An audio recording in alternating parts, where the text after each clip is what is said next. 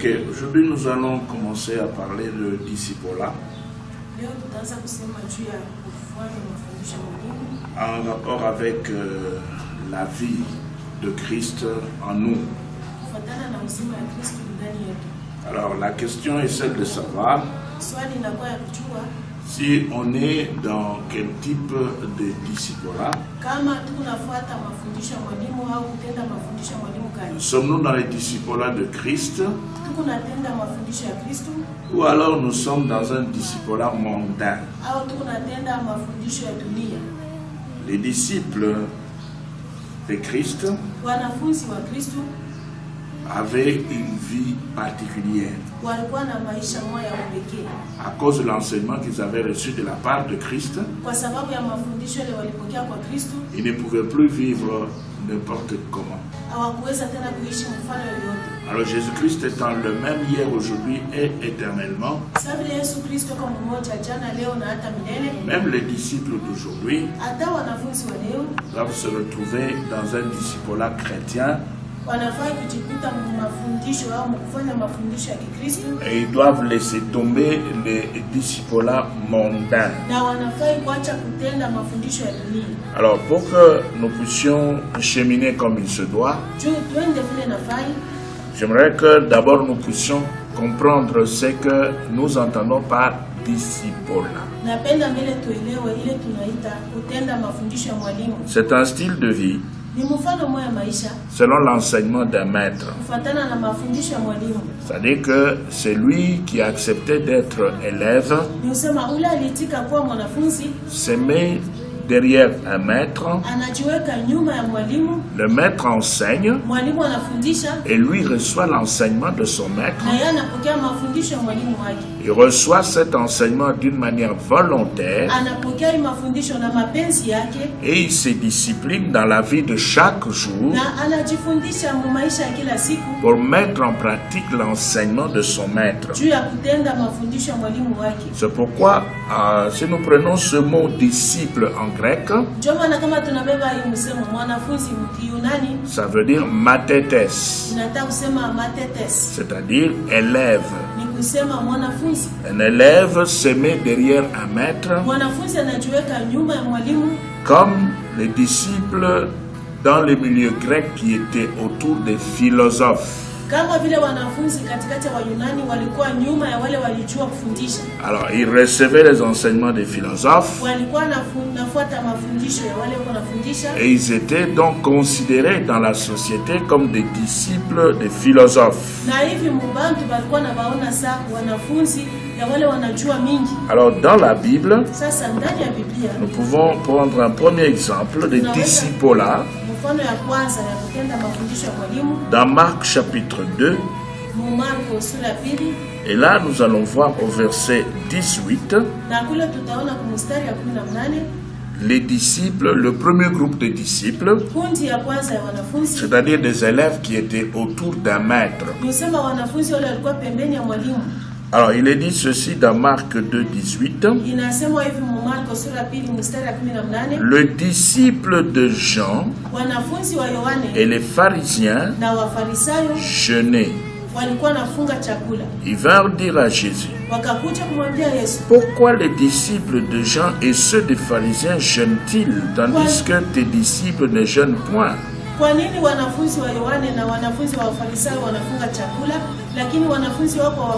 Voilà, donc Jean-Baptiste avait ses disciples. Et ses disciples, c'est-à-dire ses élèves, jeûnaient. Et Jésus aussi avait ses disciples. Mais le disciple de Jésus ne jeûnait pas. Alors les disciples de Jean, avec les disciples des pharisiens, avaient suivi Jésus. Ils lui ont posé la question de savoir pourquoi est-ce que les disciples de Jean et ceux des pharisiens prenaient le temps de jeûner Mais les disciples de Christ, eux, ne jeûnaient pas. Maintenant, Jésus répond en rapport avec le jeûne. Sa réponse se trouve au verset 19. Il dit ceci: les amis de l'époux peuvent-ils jeûner pendant que l'époux est avec eux?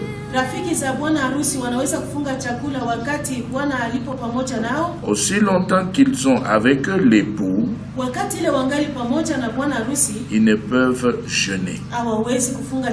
Au verset 20, le jour viendront où l'époux leur sera enlevé, alors ils jeûneront en ce jour-là.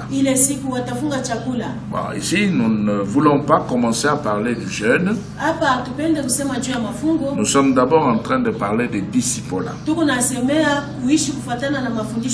Alors, le disciple de Christ, ils n'ont pas le droit de vivre de n'importe quelle manière dans le monde. Si réellement ils sont disciples de Christ, ils sont donc dans l'obligation de respecter l'enseignement qu'ils avaient reçu de la part de leur maître. Alors, dans Jean chapitre 9, et là nous avons une autre pensée qui renforce l'existence de disciples. Jean chapitre 9. Alors là, c'est encore une précision donnée par la Bible. Au verset 28. Alors, nous pouvons commencer par le verset 24.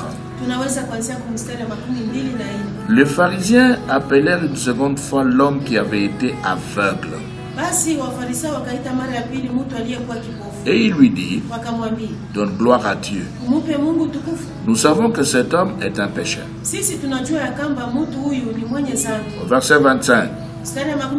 Il répondit. Bon, ici c'est l'aveugle qui répond aux pharisiens. Il dit: s'il est un pécheur, je ne sais. Je sais une chose, c'est que j'étais aveugle et que maintenant je vois. Il lui dit: que t'a-t-il fait? Comment t'a-t-il ouvert les yeux? Verset 27, il leur répondit: je vous l'ai déjà dit, et vous n'avez pas écouté. Pourquoi voulez-vous l'entendre encore? Maintenant, l'homme qui était aveugle, cet homme ajoute maintenant une question. Cette question est adressée aux pharisiens. Il dit: voulez-vous aussi devenir ses disciples? Ils l'injurièrent et dirent: c'est toi qui es son disciple. Nous sommes des disciples de Moïse. Donc nous voyons là dans la Bible d'abord le fait que il y avait des disciples de Jean-Baptiste, des disciples de pharisiens, des disciples de Jésus-Christ. Et ici maintenant dans Jean 9, 28, on nous parle des disciples de Moïse. Alors ces gens se reconnaissaient au travers des enseignements qu'ils avaient reçus de la part de leur maître. L'enseignement de Jean avant l'arrivée de Christ n'avait rien à voir avec l'enseignement de Christ. Et c'est pourquoi Jean avait ses disciples à lui. Il a préparé le terrain. Et quand Jésus est arrivé, les disciples de Jean l'avaient quitté pour suivre Jésus. Jésus a enseigné, et en enseignant, il s'était retrouvé sur le terrain des disciples des pharisiens, des disciples de Moïse. Alors, qu'est-ce qui différencie ces différents groupes de disciples? Nous répétons, c'est le style de vie basé sur les différents enseignements de différents maîtres. Donc chaque groupe avait un maître, chaque groupe avait reçu un enseignement, et puis chaque groupe devait vivre selon l'enseignement du maître. Alors toujours dans Jean, nous allons maintenant prendre le chapitre 1er et nous allons lire le verset 35. Et il ne faudra pas oublier, nous parlons de discipolat. Alors, le verset 35. D'ailleurs, le titre dit, dans la Bible Louis II 1910, il est dit, le premier disciple, verset 35. Le lendemain, Jean était encore là avec 2 de ses disciples. Verset 36. Et ayant regardé Jésus qui passait, il dit, ici Jean va parler en s'adressant ici à ses disciples qui étaient là avec lui. Il dit ceci, voilà l'agneau de Dieu. Verset 37. Les 2 disciples l'entendirent prononcer ces paroles et ils suivirent Jésus. Alors que c'était les 2 disciples qui lui restaient. Mais là, Jean va présenter Jésus et les 2 disciples vont partir. Pourquoi? Parce que spirituellement, le travail de Jean était presque fini. Maintenant, les disciples ne pouvaient plus rester avec lui. Et lui-même, il a présenté le maître. Et bien, les disciples ne pouvaient que suivre Jésus-Christ. Alors, je crois que là maintenant, le premier point a été clarifié. Un disciple est un élève. Un disciple, c'est quelqu'un qui a adhéré à l'enseignement d'un maître et qui a pris la décision de mettre cet enseignement en pratique dans sa vie. Il a pris la décision de pouvoir vivre selon ce que le maître a enseigné. Et cela d'une manière publique et manifeste. Parce que nous avons vu les différents groupes de disciples et qui étaient aussi autour de plusieurs autres maîtres. Mais maintenant, si nous devons revenir au cas de Jésus-Christ pour voir le modèle du discipolat de Jésus-Christ. Dans 1 Pierre, chapitre 2.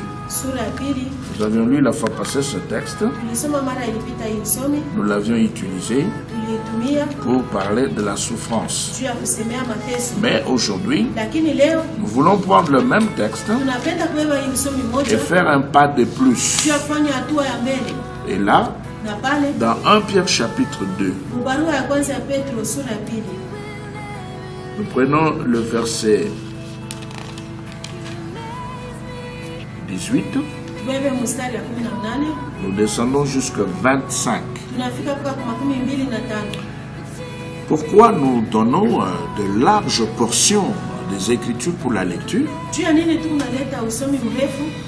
C'est parce qu'on ne peut pas faire sortir un verset de son contexte.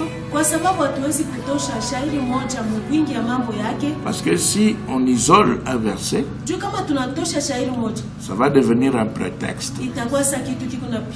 Le verset doit être compris et expliqué selon son contexte. Nous ne pouvons pas ignorer le contexte. Voilà pourquoi nous donnons de larges portions des Écritures pour la lecture. Bon, les habitués de la Bible connaissent ce principe. Alors, verset 18 jusqu'à 25, dans 1 Pierre 2. Serviteurs, soyez soumis en toute crainte à vos maîtres. Non seulement à ceux qui sont bons et doux, mais aussi à ceux qui sont d'un caractère difficile. Car c'est une grâce que de supporter les afflictions par motif de conscience envers Dieu.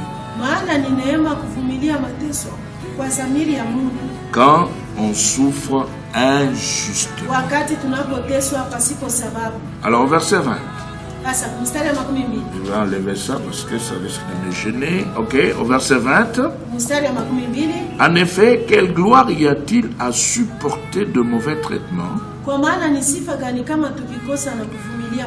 pour avoir commis de fautes? Mais si vous supportez la souffrance, lorsque vous faites ce qui est bien, c'est une grâce devant Dieu. Et c'est à cela que vous avez été appelés. Parce que Christ aussi a souffert pour vous laissant un exemple afin que vous suiviez cette trace. Si nous pouvons un peu nous arrêter au verset 21 pour revenir sur le problème des traces et d'exemples. Traces et exemples égale modèle. Trace et exemple institue les disciplats. Le maître a laissé des traces, il a laissé son exemple. Ce qu'il a laissé, ce sont des choses qui sont différentes de ce qu'il avait trouvé. Et ses disciples doivent maintenant perpétuer son modèle. Ils doivent continuer le travail que le maître avait commencé. Aujourd'hui, dans ce monde, sur la terre, il y a plusieurs autres maîtres dans plusieurs domaines de la vie. Il y a des gens qui connaissent beaucoup de choses. Il y a aussi des gens qui ne connaissent rien. Ceux qui ne connaissent rien vont se mettre comme des élèves, comme des disciples au pied de ceux-là qui ont la connaissance pour pouvoir recevoir l'enseignement. Alors maintenant, si on reçoit l'enseignement, on doit entrer dans le modèle. Comme le maître lui-même, il a laissé des traces. Il a aussi laissé un exemple. Donc, un modèle. Le modèle de discipulat de Christ. Qui n'a rien à voir avec les discipulats mondains. Nous ouvrons une parenthèse. Et dans cette parenthèse, nous posons la question suivante. Êtes-vous disciple de Christ? Ou alors, vous êtes disciple des églises de réveil? C'est une question qui nécessite une réponse. Pourquoi? Parce que nous voyons que certaines églises de réveil,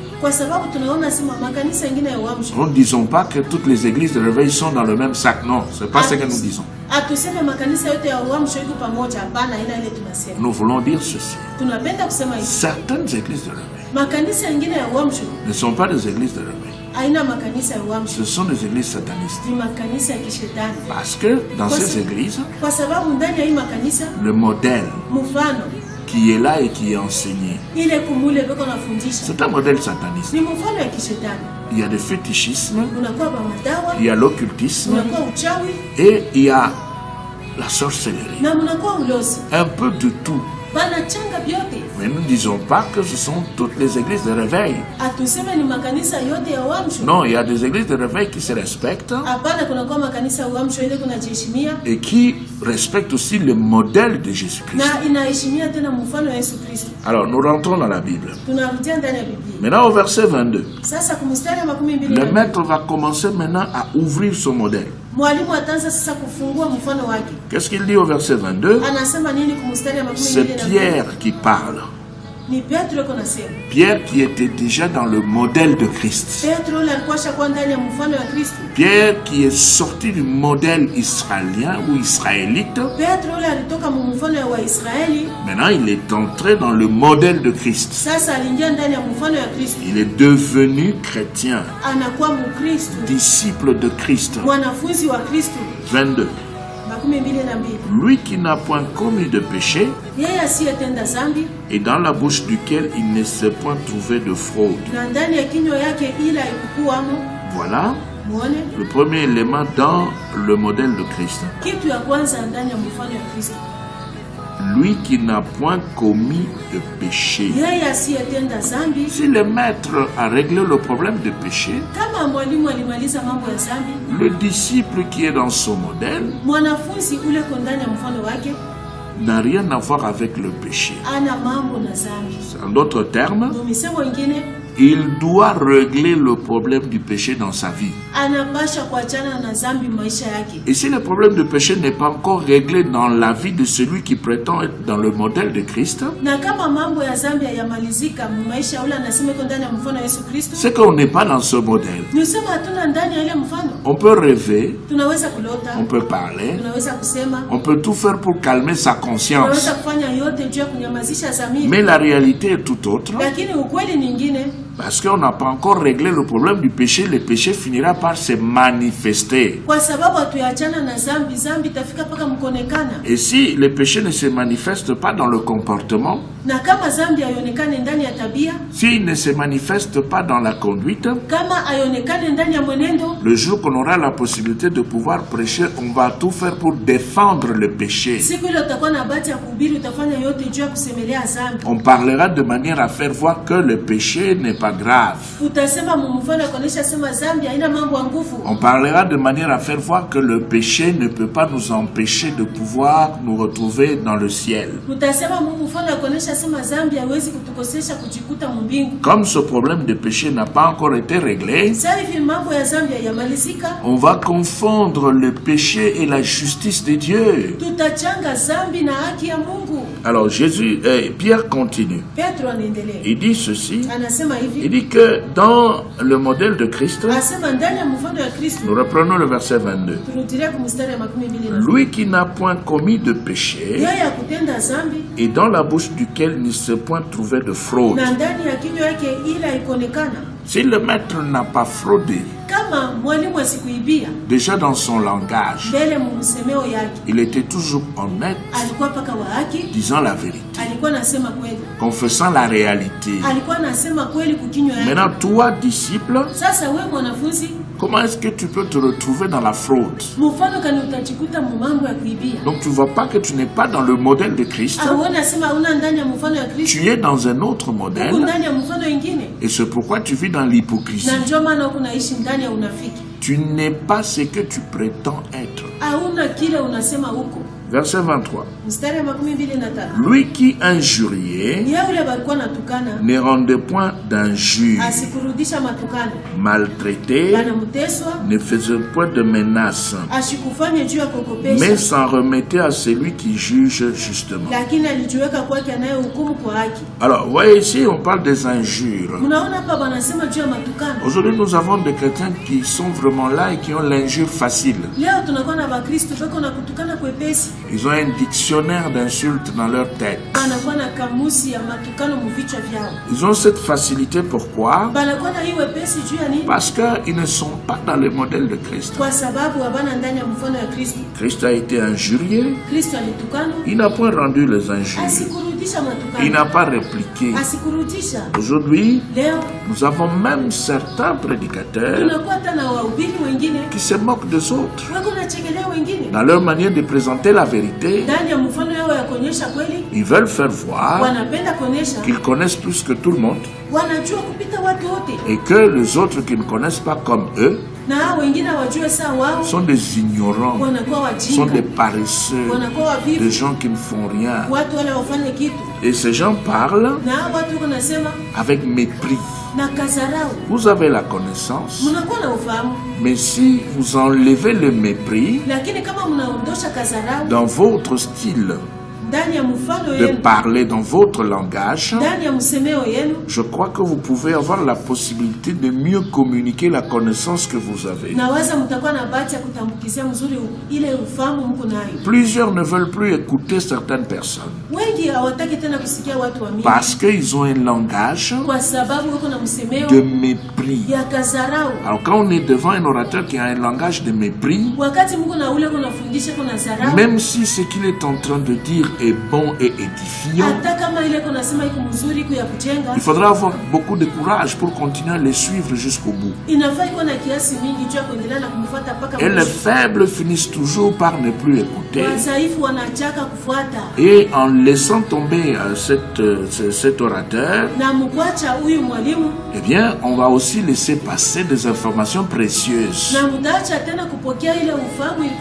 Et c'est pourquoi Pierre dit, maltraiter ne faisant point de menace. Il a été maltraité, mais il n'a pas menacé. Oui, tu as beaucoup travaillé, frère. Tu as beaucoup travaillé. Tu as découvert beaucoup de choses. Tu as une grande connaissance. Parle correctement pour nous édifier. Nous voulons apprendre. Nous voulons aussi connaître ce que toi tu as découvert. Mais il n'est pas bon de pouvoir nous menacer dans le langage. Le mépris nous chasse. Ton mépris ferme la porte. Alors Pierre dit, ne faisait point de menace, mais s'en remettait à celui qui juge justement. 24. Lui qui a porté lui-même nos péchés en son corps sur le bois, afin que mort au péché, nous vivions pour la justice. Lui par les meurtrissures duquel vous avez été guéris. Jésus a fait tout cela parce qu'il avait commencé par régler le problème du péché. Alors, dans l'intervention qui va suivre, nous allons maintenant entrer dans la crucifixion de la chair, parce que c'est là, et c'est dans ce domaine-là, nous pensons qu'il y a beaucoup de problèmes. Parce qu'un disciple qui n'a pas encore dominé la chair, un disciple qui n'a pas encore crucifié la chair avec ses passions et ses désirs, ne pourra pas rester dans le modèle de Christ, et il ne pourra pas se considérer comme étant disciple de Christ. Que Dieu vous bénisse. Nous allons nous retrouver dans nos prochaines interventions.